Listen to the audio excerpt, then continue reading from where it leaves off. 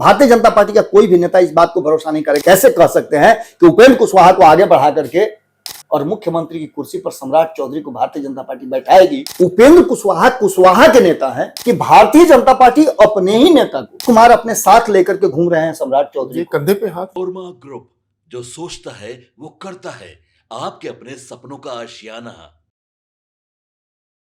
नमस्कार, भारत लाइव देख रहे हैं आप। इनसाइड स्टोरी के आज की कड़ी में स्वागत है आपका दर्शकों। एक अजीब सी बात हुई है। बात ऐसी है कि सर चकरा रहा है, पैरों तले जमीन निकल चुकी है। बाबा ने बोला सम्राट चौधरी सीएम की रेस से बाहर हो गए, नित्यानंद राय जी सीएम की रेस से बाहर हो गए। अब जो सीएम की रेस में सबसे आगे थे वो सीएम की रेस से बाहर हो गए। इस अमूलचूल प्रश्न का बाबा से बेहतर कौन जवाब दे सकता है। मतलब एक अजीब सी बात है कि जो आदमी कल तक या कह लीजिए आज सुबह तक सबसे ज्यादा तेजी से रेस में आगे बढ़ रहा था सीएम के, वो आज रेस में है ही नहीं। जानते हैं बाबा से इनसाइड स्टोरी की आज की कड़ी में। स्वागत है बाबा, स्वागत है बाबा। मतलब ऐसा बात आप बोले कि हम तो दर्शकों से भूमिका में ही ये बात कह लेंगे कि ये मतलब आश्चर्यजनक बात है कि ऐसा कैसे हो सकता है। निशान जी, बेसिकली ये शब्द मेरे नहीं है। अच्छा। और इसको बोलने और इसको कहने में जितना आप चौंके हैं, मैं भी उतना ही चौंका था जब ये बात मेरे तक आई थी। जी।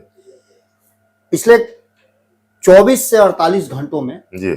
नमन जी जब से दिल्ली गए हैं तब से लोग मुझसे बात कर करके जानना चाहते हैं कि आखिरकार हो क्या रहा है। क्योंकि नमन जी जब भी दिल्ली जाते हैं तो बिहार की राजनीति में कुछ ना कुछ होता है और शायद वो इसी सब के लिए जाते हैं। तभी जाना जरूरी भी होता है। हमको बताते तो है नहीं, लेकिन जो मेरे पास फोन कॉल आने शुरू हो जाते हैं, लोग दरियाफ्त करना शुरू कर देते हैं कि आखिर हो क्या रहा है।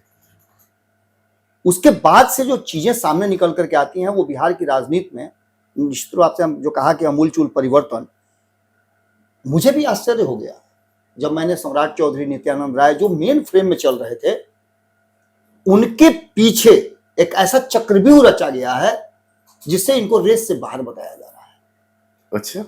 इसको समझने के लिए थोड़ा सा मेरी जो सुबह की खबर थी जी, उस खबर के बाद मुझे फोन आया। कई लोगों ने मुझे फोन किया और फोन करके बताया कि ये आपको जानकारी कहां से मिली, आप इतना डीप बातों को कैसे बता रहे हैं, आपको से किसी ने बात किया या फिर यह आपका गढ़ा हुआ एक स्क्रिप्ट है। न तो ये मेरा गढ़ा हुआ स्क्रिप्ट है और न ही बिहार की राजनीति में जो मैं कह रहा हूं असत्य है। क्योंकि भारतीय जनता पार्टी जब भी फैसले करती है, मैंने कई कसौटियों पर कसा, उसके बाद भी मैं तय नहीं कर पा रहा था कि मैं जो कहने जा रहा हूं कि ये दोनों रेस से बाहर हैं, या आखिर होगा कैसे। जी। मैं खुद ही विश्वास नहीं कर पा रहा था क्योंकि नीतीश कुमार अपने साथ लेकर के घूम रहे हैं सम्राट चौधरी, कंधे पे हाथ रख रहे हैं। उनके आवास पे जाकर के विधायकों की मीटिंग हो रही है जी। तो दैट मीन्स कि सम्राट चौधरी फ्रेम में है। बिल्कुल। लेकिन उस शख्स ने कहा कि सम्राट चौधरी को माइनस करने के लिए भारतीय जनता पार्टी ने एक ऐसा ताना बना जाल बुला है। अब समझिएगा जी कि भारतीय जनता पार्टी अपने ही नेता को जाल में बुनने के लिए ताना बना बुन रही है, यह भी पचने वाली बात नहीं। लेकिन जब तर्कों की कसौटी पर आप इसको कसिएगा तो आपको दो तीन बातें बहुत महत्वपूर्ण। जैसा कि आपको भी पता होगा कि 16 तारीख को एक बहुत बड़ा हर्डल पार करना है भारतीय जनता पार्टी को। बिल्कुल। क्योंकि भारतीय जनता पार्टी ने वो रिस्क लिया है जिस रिस्क में उसकी बदनामी भी हो सकती है। अब कल ही आप वर्ल्ड कप जीत करके आए हैं और आज ही आप T20 में हार जाइए तो बदनामी तो आपकी होगी निश्चित। जिस तरह से भारतीय जनता पार्टी नीतीश कुमार को ला करके 2024 में और 2025 का चुनाव इतना शानदार जीती, 2024 का चुनाव जीती जी। इन सभी बातों को लेकर के ये कहना बड़ा मुश्किल था कि भारतीय जनता पार्टी और नीतीश कुमार के बीच में जी वो बॉन्डिंग नहीं है। बिल्कुल। लेकिन इतनी बड़ी बात और इतनी बड़ी बात को लेकर के जो परिस्थितियां बनी हैं वो आखिर कह क्या रही हैं। तो इस सभी चीजों को एक जगह कंपाइल करने के लिए जी जब हमने बात शुरू किया जी तो कई लोगों से हमने कोशिश किया जानने का इंटरनल स्टोरी क्या है। जी और उस स्टोरी को जानने में जब लोगों से हमारी बातचीत हो रही थी, उस दरमियान कई बातें कसौटी पर रखने के बाद ये तय कर रही थी कि नहीं, अगला जो कह रहा है उसकी राजनीतिक समझ इस बात की तरफ इशारा कर रही है कि उसने बिल्कुल वो लाइन पकड़ लिया है जिस लाइन पर भारतीय जनता पार्टी चलना शुरू कर चुकी है। अब सबसे पहले हम आते हैं, सम्राट चौधरी का नाम सबसे पहले था, तो सम्राट चौधरी की तरफ आते हैं। आपको पता होगा कि 2 दिन पहले तक, 48 घंटा पहले तक या फिर 24 घंटे ही आप कह सकते जी हैं, बिल्कुल सम्राट चौधरी के यहाँ मीटिंग होने के ठीक पहले तक। जी और आपको पता होगा कि मैंने बलि के बकरा वाली बात 2 दिन पहले कही थी। सम्राट चौधरी के घर पर मीटिंग होती हो और सम्राट चौधरी के घर के मीटिंग में जब यह कह दिया जाता हो कि 41 वोट जो देने हैं एक कैंडिडेट को, उसमें से पहला कैंडिडेट है नितिन नवीन, दूसरा कैंडिडेट है नीतीश कुमार, जी तीसरा कैंडिडेट है रामनाथ ठाकुर जी और चौथा कैंडिडेट जो 5वें नंबर पर था वो आ जाता है, जी यानी कि उपेंद्र कुशवाहा। उपेंद्र कुशवाहा। दैट मीन्स कि ये बातें उपेंद्र कुशवाहा कुशवाहा के नेता हैं और उपेंद्र कुशवाहा को मैं कुशवाहा का सबसे बड़ा नेता मानता हूं। जी है सम्राट चौधरी के पदार्पण के बाद, सम्राट चौधरी के फ्रेम में आने के बाद ऐसा लगता था कि उपेंद्र कुशवाहा को समाप्त करके भारतीय जनता पार्टी कुशवाहा का नेता इनको बना रही है। जी लेकिन अचानक से ये स्विच हुआ, उपेंद्र कुशवाहा को चौथे नंबर पर ला दिया गया, तो यहीं से कहानी शुरू हो जाती है कि कितने कुशवाहा को लेकर के भारतीय जनता पार्टी चलेगी। अच्छा या तो उपेंद्र कुशवाहा को लेकर चलेगी या फिर सम्राट चौधरी को लेकर चलेगी, क्योंकि उपेंद्र कुशवाहा में एक क्षमता नहीं है, उपेंद्र कुशवाहा चाहेंगे भी नहीं, उनके साथ जितना भी अच्छा आप कर लीजिए, लेकिन कुशवाहा का कोई दूसरा नेता बन जाए, राजनीति में ऐसा कोई चाहता नहीं है। लालू प्रसाद के सिवाय किसी ने नहीं चाहा है कि अपने दुश्मन को भी अपने यहां बैठा करके और टिकट देते थे। बिल्कुल ऐसी हिम्मत जो है राजनीति में किसी की नहीं है कि वो अपना विकल्प तैयार करे। नीतीश कुमार जी ने पिछले अपने 4 दशक के राजनीति में अपना विकल्प तैयार नहीं किया, तो फिर आप ये बात कैसे कह सकते हैं कि उपेंद्र कुशवाहा को आगे बढ़ा करके और मुख्यमंत्री की कुर्सी पर सम्राट चौधरी को भारतीय जनता पार्टी बैठाएगी? ये कहीं ना कहीं खटकने वाली बात है। बिल्कुल और जब मेरी तर्कों पे इस पर बात हुई तो उस शख्स, मैं नाम भी बताऊंगा उस शख्स जी का, उसने कहा कि एक कुशवाहा को आगे करके एक कुशवाहा की कुर्सी छीन लिया गया और दूसरा एक दलित को बलि का बकरा बना दिया गया, सीवीएस राम को। जी मैंने जब सुबह खबर किया था, उस खबर के बाद मेरे पास कई फोन आए और जब मैंने खबर किया था इसी लाइन पर मेरा खबर भी था कि सम्राट चौधरी को समाप्त कर दिया गया। सम्राट चौधरी की जगह पर एक बार फिर से उपेंद्र कुशवाहा को आगे करना, और इसलिए आगे करना कि उपेंद्र कुशवाहा को राज्यसभा जाना चाहिए, यह भारतीय जनता पार्टी की सोच नहीं हो सकती है, यह नीतीश का दबाव हो सकता है, क्योंकि नीतीश कुमार बहुत मजे हुए राजनीतिज्ञ हैं, बहुत बड़े पॉलिटिशियन हैं, और वो चक्रव्यूह जब रचते हैं जी तो उस चक्रव्यूह से निकलना बड़ा मुश्किल होता है। वही दूसरा नाम आपने नित्यानंद राय का लिया। जी नित्यानंद राय जिस समाज से आते हैं, यादव समाज, उसको क्या क्या दीजिएगा, कितना दीजिएगा, जबकि आपका वोटर नहीं है, आप जानते हैं इस बात को। आंख मूंद करके भी और आकर के आपके शरण में भी आकर के कोई यादव कहे जी कि मैं आपको वोट दूंगा, जी आपको भरोसा नहीं होगा। भारतीय जनता पार्टी का कोई भी नेता इस बात को भरोसा नहीं करेगा, जबकि वास्तविकता यह है कि नवल किशोर यादव, नंद किशोर यादव, नित्यानंद राय, जी इन लोगों ने कहीं ना कहीं थोड़ा बहुत जो है यादवों को समझा करके कोशिश किया है कि आप मेरे पक्ष में आइए, जी हम आपको देंगे। तो जिनको डायरेक्ट बेनिफिट है जी वो तो आपको वोट दे सकते हैं, लेकिन मास आप नेता नहीं हो सकते हैं यादव समाज का। वो लालू प्रसाद ही रहेंगे, उनके पुत्र ही रहेंगे, उनकी पुत्री ही रहेंगी, ये तो क्लियर है। अब ऐसे में आप समझिएगा, जैसे नित्यानंद राय का सामने नाम आया, भारतीय जनता पार्टी ने एक और चाल चल दी। अच्छा अभी अभी नंदकिशोर यादव को, यादव समाज से ही आते हैं, और उनको राज्यपाल बनाया गया है। अच्छा। एक ही जाति से कितने लोगों को क्या क्या दीजिएगा आप। जी जी, बिल्कुल सही बात। आज ही तो शपथ ग्रहण समारोह शपथ ग्रहण उन्होंने किया, और मैंने पहले भी कहा था कि इनको अब विधानसभा नहीं लड़ा करके इनको राज्यपाल बनाया जाएगा जी। या इनको और कहीं सेटल किया जाएगा, जी, और वो बात भी हो गई। बिल्कुल। अब यहां आकर के एक ही समाज के लोगों को जब ज्यादा कुछ दीजिएगा आप, ये पचने वाली बात नहीं है।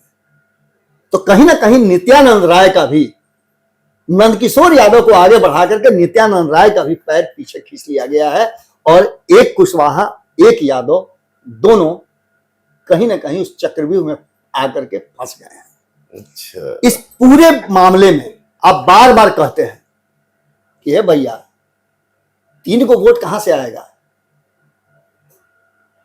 लेकिन जनरल परसेप्शन यह है कि 6 को वोट कहां से आएगा। जी। वो 5वीं सीट जीतने के लिए महागठबंधन 6 वोटों का जुगाड़ कैसे कर लेगी।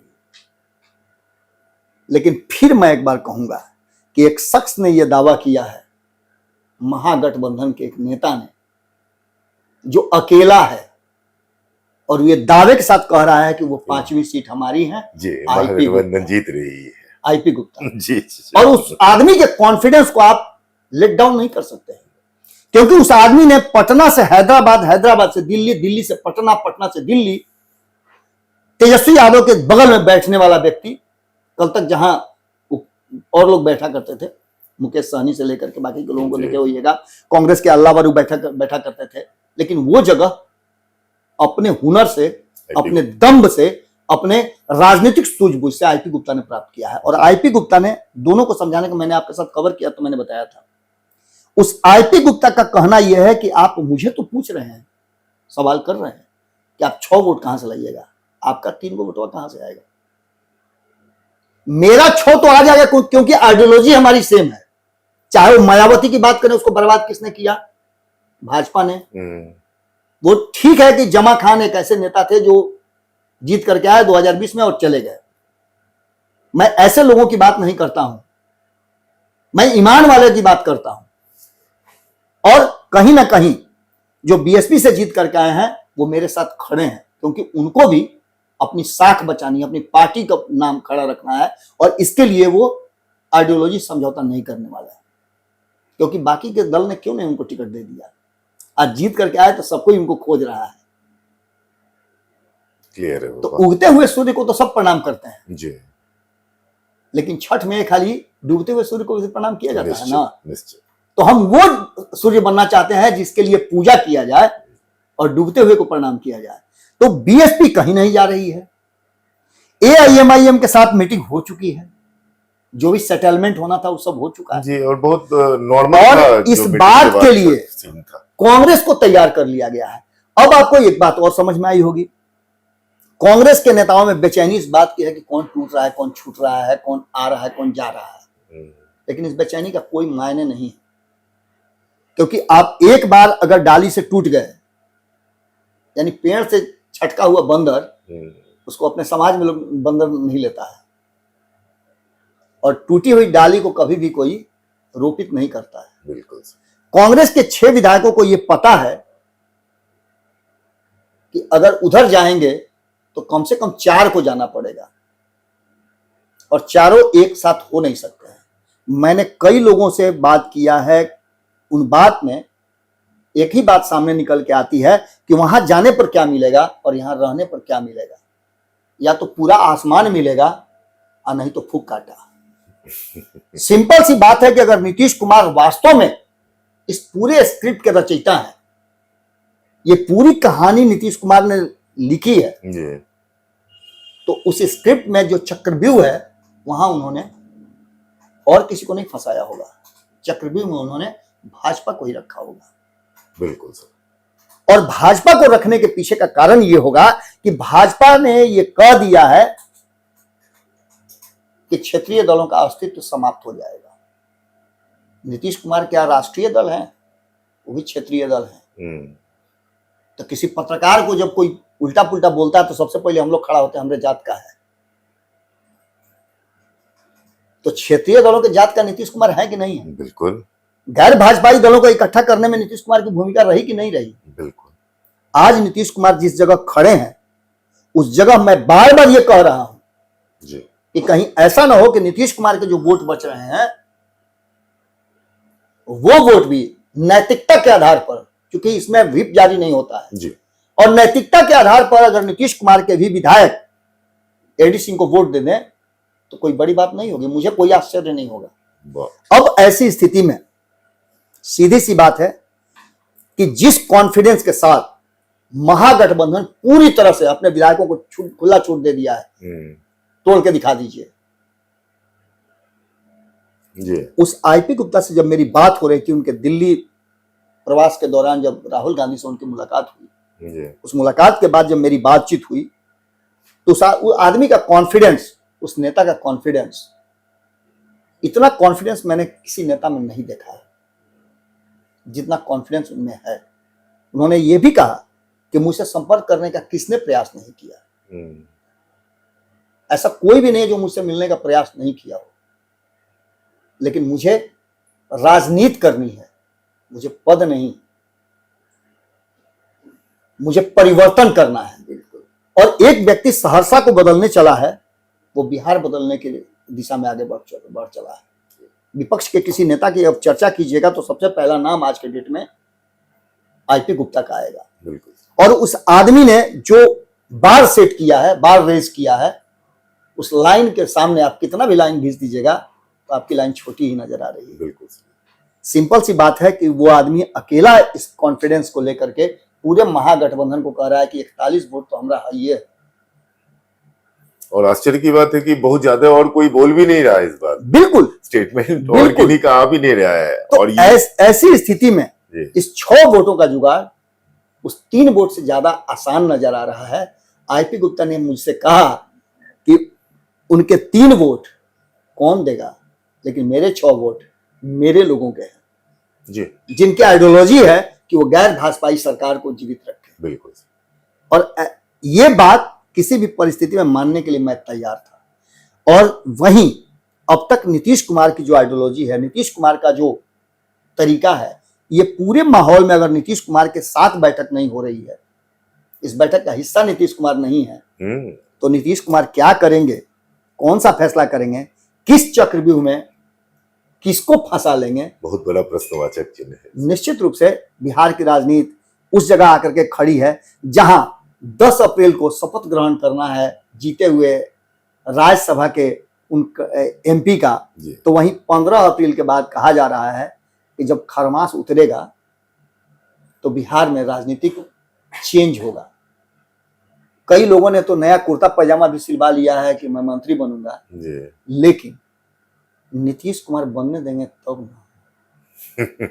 चलिए, बाबा की कहानी आज जो हम लोगों ने जानी, जो शुरुआत थी, जिस तरह बाबा ने तथ्यों को रखा है कि क्यों सम्राट चौधरी और नित्यानंद राय जी नहीं हो सकते हैं सीएम, आपके सामने है। आपकी क्या राय है? क्योंकि राजनीति अगर आप डिस्कस करते हैं तो कहीं ना कहीं जाति विशेष की डिस्कशंस होती है। जब शीर्षस्थ पदों पे ऑलरेडी पहुंचाया जा चुका है उसी वर्ग विशेष से माननीय को, तो क्या फिर दोबारा उसी वर्ग विशेष को जगह मिलने जा रहा है? दर्शकों, आपकी राय भी जानेंगे इस गुफ्तगू पे। आपके सपनों को हमने सजाया है, ई होम्स पैनोरामा को हमने बनाया है। ई होम्स मेरा एक सपना था जिसपे मैं पिछले 4 साल से काम कर रहा था। हमने जो बनाया है वो सबने है माना।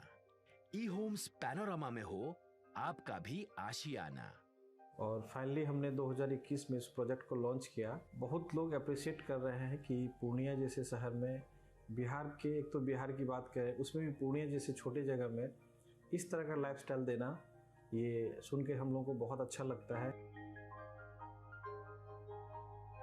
ई होम्स में हमने कुछ और भी किया है, जैसे हम जिस जगह में रह रहे हैं हमारे फैमिली सिक्योर हो, उनको सिक्योरिटी का ध्यान में रखा है। आपकी सुविधा और सुरक्षा आपके लिए खास है, ये आपका विश्वास है। इसमें आर्टिफिशियल इंटेलिजेंस का 7 लेयर सिक्योरिटी का हमने इस्तेमाल किया है। लस ग्रीन कैंपस को बनाया है। यदि हमारा बाउंड्री वाल है तो वो वर्टिकल गार्डन है, ये जितनी भी फैसिलिटी होता है एक इंटरनेशनल टाउनशिप में ई होम्स है, ये हम लोग विश्वास नहीं कर पा रहे हैं। जो भी हमारे मित्र दोस्त या जो भी हमारे बाहर के बाहर आते हैं तो हम लोग को बहुत अच्छा सुनने को मिलता है और बहुत अच्छा क्रेडिट मिल रहा है। वो सारा हमने सिर्फ एक बिल्डिंग नहीं बनाया, हमें एक बहुत अच्छा लाइफस्टाइल दिया ई होम्स में, और मेरा एक सपना था जिसको मैं आज फुलफिल होते हुए देख पा रहा हूँ। ये आपका आवास है। ई होम्स पैनोरामा में अब आपका निवास है। E homes panorama, luxurious lifestyle redefined. Panorama group, जो सोचता है वो करता है। अगर ये वीडियो पसंद आई और वह बिहार के राजनीति और बिहारियत से सरोकार रखेनी तो सब्सक्राइब बटन दबा के चैनल के सब्सक्राइब कर ली। ओजे एगो घंटी बा, ओकरा बटन दबा देला से कुल सटीक और मारक खबर रुआ मुफ्त में मिल जाई। अगर रुआ पत्रकारिता के हमनी के नया प्रयोग में सहयोग कर चाहतानी तो ज्वाइन बटन दबा दी। पेटीएम नंबर नोट कर ली 9386816700।